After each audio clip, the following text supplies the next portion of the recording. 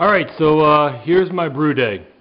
I talked a little bit earlier about transferring to secondary. What I have in front of you right here is a beer that I brewed about a week ago, so it needs to be transferred to secondary. If you'll see that I don't have a regular airlock on there, I have a blow-off tube. The tube comes down, goes into this milk jug that's partially filled with water, and the tube goes into the end of it. During primary fermentation, a foam can develop and everything, and you can have really active fermentation that can end up getting into the airlock and causing the airlock being really difficult to clean.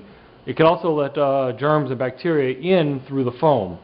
So in order to avoid that, my first week of fermentation, I normally use a blow-off tube. You'll see that it has some crud on the top. That's completely normal. All that is the foam and everything that's kind of stuck to the side of the carboy. You also see that it's really light at the top and it gets darker down as it goes in here.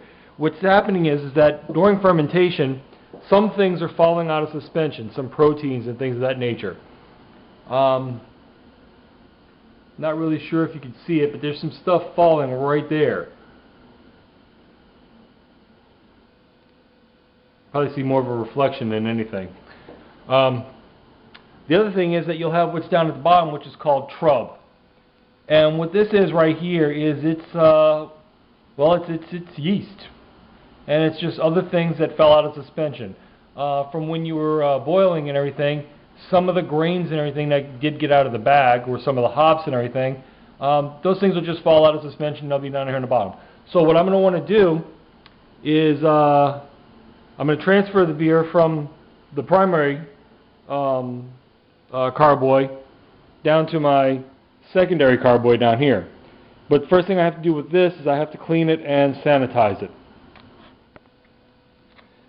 Alright, so here's my carboy. I just cleaned it and sanitized it.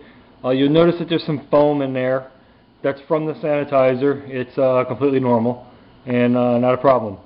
And then, truth be told, with the sanitizer, rather than just dumping it, I take the sanitizer and I put it in my my planter trough here, planter box, so that I can sanitize all the other stuff that's going to touch the beer that I'm getting ready to transfer. So let me go ahead and get set up for transferring it, and we'll be back in a minute. Alright, here we are. We've got the camera on a tripod now. What I'm going to do now is I'm just going to go ahead and take off my airlock. And I like to set it in the sanitizer for no other reason than I know where it's at and it's not going to go anyplace dirty and nasty.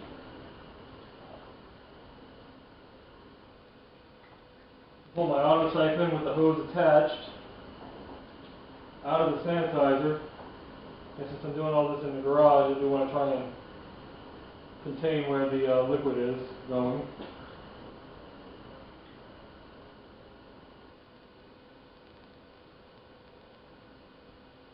One end will go down into the into the secondary. This end in here. I only like to go down about halfway to begin. And I'm trying not to disturb the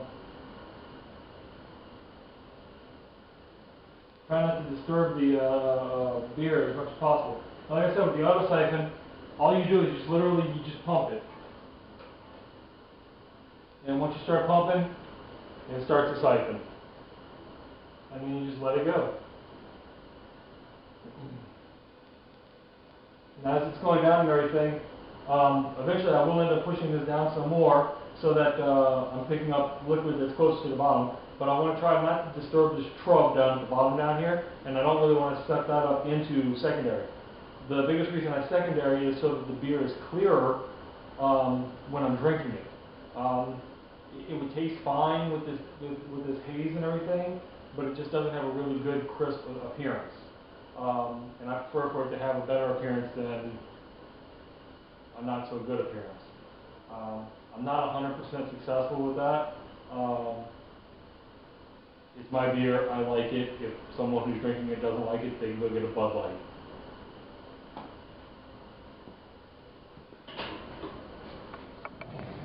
Okay, transfer is complete. You can see that this carboy is empty. That's all the nasty trub down there at the bottom. Now I need to clean this carboy because the beer that I'm making today will go into this one for primary. So I have to clean this one and then sanitize it, and it'll be ready to accept more beer. Now while I'm doing that,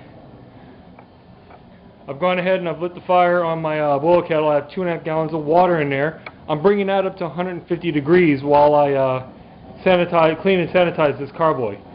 Once I have it up to 150 degrees, then I'll be putting the grains in there. See you then.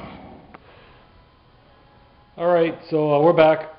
Over there you can see the carboy. It's cleaned, and I put more sanitized solution in there. At this point I just leave it in there because really no reason to take it out just yet.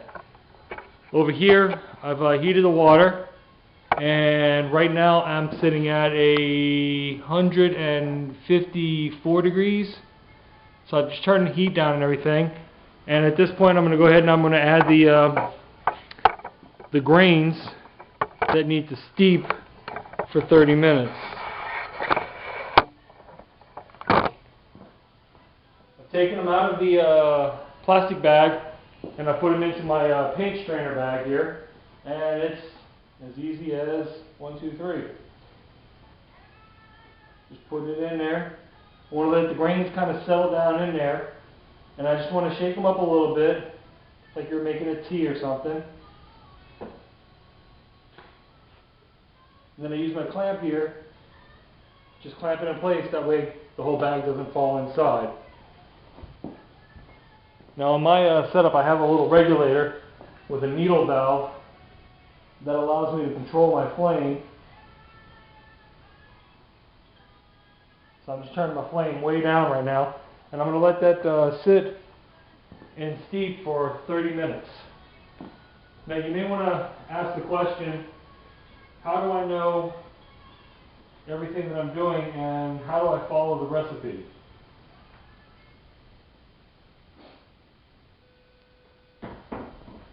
Well, when we look at our recipe that came with the kit here,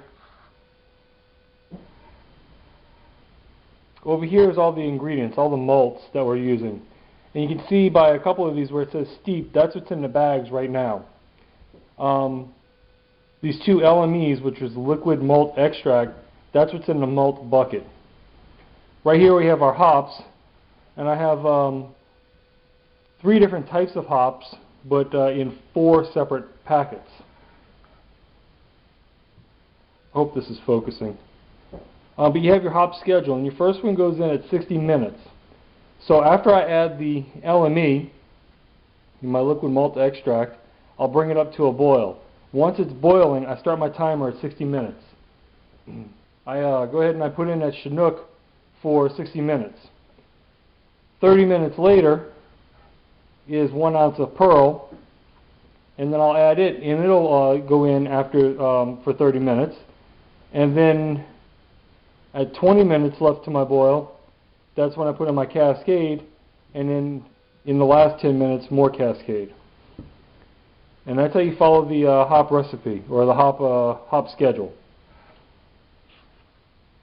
I'll see you in about a half hour.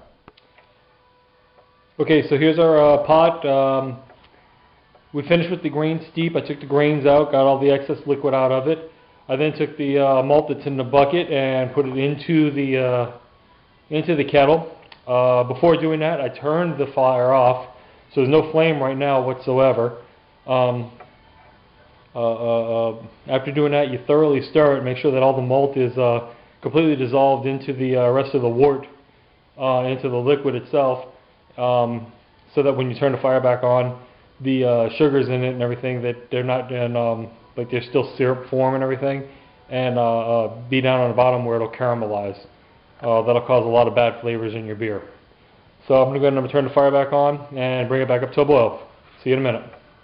Our professional back. Alright, here we have, I'm bringing it up to a boil. I turned the heat down some after bringing the temperature up. You can see there's a lot of foam on top. You want to make sure that you don't have a boil over, so definitely regulate your temperature through whatever means you have necessary to do that. But now that I'm boiling, it's a slight boil, so I'll be turning up the fire just a little bit to get it to a more rolling boil. I'm ready for my first hop addition, and my brew assistant will go ahead and we'll put that in and hook it onto the. Don't dump it all the way in there. You don't want to dump all the way? Get it in there, but then attach it to the clamp. Yeah, you use. Okay, that's not the way I do it. How do you want it attached to the clamp? Clamp it. Oh, you just clamp it on there? Yeah. Oh, I just wrap it around the thing. It's just as easy. So with my first hop addition, which is in there right now, that right there is going to be my bittering hops. The longer you boil the hops, the more of the bitter flavor you'll get from it. The less that you boil the hops, so the ones that are added later in the boil, those become your flavoring hops.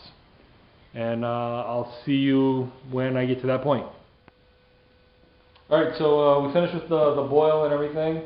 So I turned the fire off. Now we need to cool the wort down. At this point, this is where your beer is most susceptible, most likely to get an infection. I can't speak English.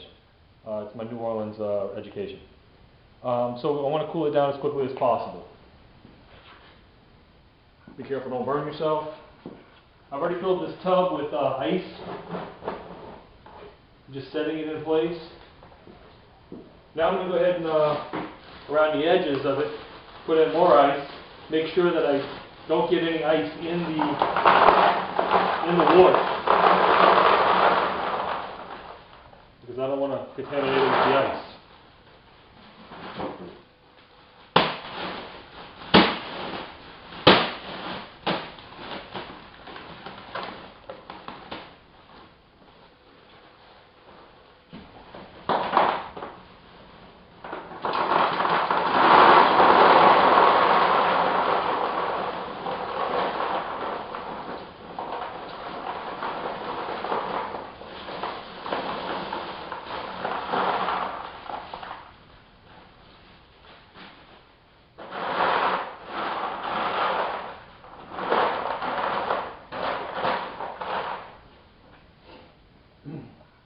Alright, the next thing I want to do is I want to remove the hops that are in there.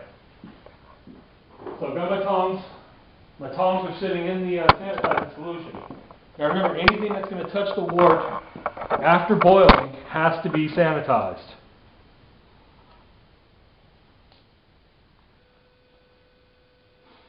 Now I have 2 hop bags right here because of the amount of hops that were used.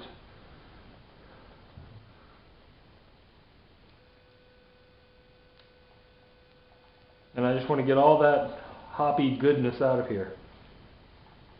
This is an IPA, so it's supposed to have a lot of hop flavor. If you don't like hops, don't do this.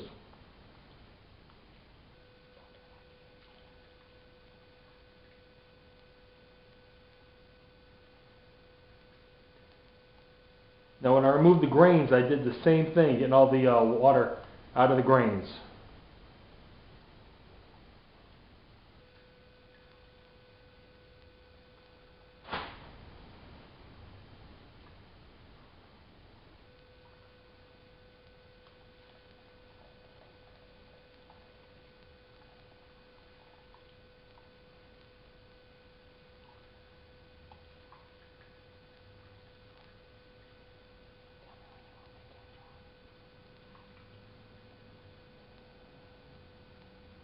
Now that I have the hops out of there, what I'm going to do with the kettle is I'm actually going to spin the kettle.